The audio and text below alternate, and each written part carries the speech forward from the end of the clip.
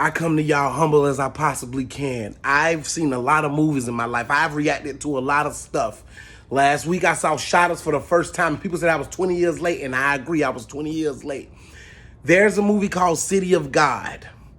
This movie is not in English. This movie is full of subtitles. This movie got more words on the screen than any encyclopedia and dictionary having a baby together than you've ever seen. This movie is the most gritty, most heart gut-wrenching, most violent movie I've ever witnessed. This movie cannot be compared to no other movie. This movie came out in 2002. Now, judge your mammy for me being late, but I am here to tell y'all, if y'all want a real-life gritty, I don't want to go on that side of the track type movie, stop what you doing and go watch City of God. City of God is about the life and the struggles in Brazil. Now, when I think of Brazil, I ain't gonna lie to y'all. When I think of beautiful women, big booty, fruits, great music. I think of it being a little too hot because every time I see somebody in Brazil, they got their shirt open and they be sweating and stuff like that. But I'm like, I want to go to Brazil. I want to experience Brazil. I want to be down in Brazil. I want to be with my people, not after watching City of God.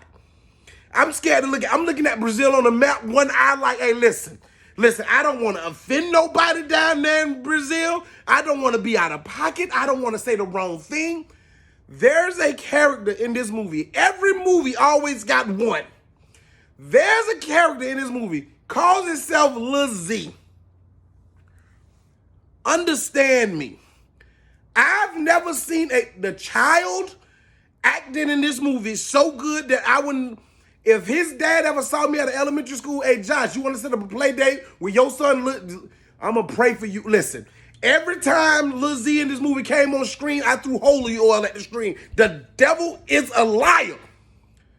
The child, every time he squeezed, he ain't pull, squeezed that trigger, his smile got bigger. And then they had a scene where they was transitioning and showing how he was just really into bop, bop, bop, bop, bop.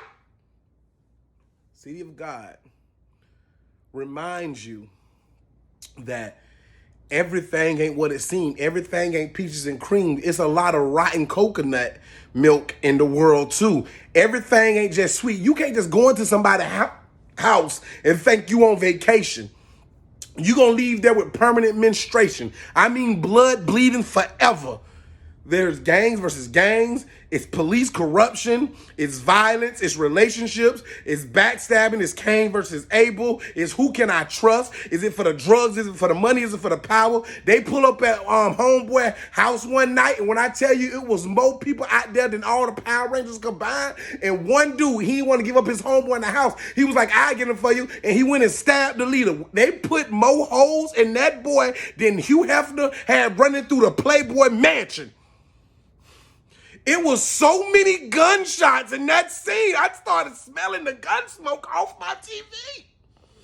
City of God over New Jack City. City of God over Shotters. City of God over Scarface. City of God over The Godfather. City of God over Goodfellas. City of God over Casino. City of God over any King of New York. Any gangster movie you've ever seen. This movie is on it. Now, if you can't read, you're going to be in some trouble. I suggest everybody in their mammy watch City of God if you into gangster stuff.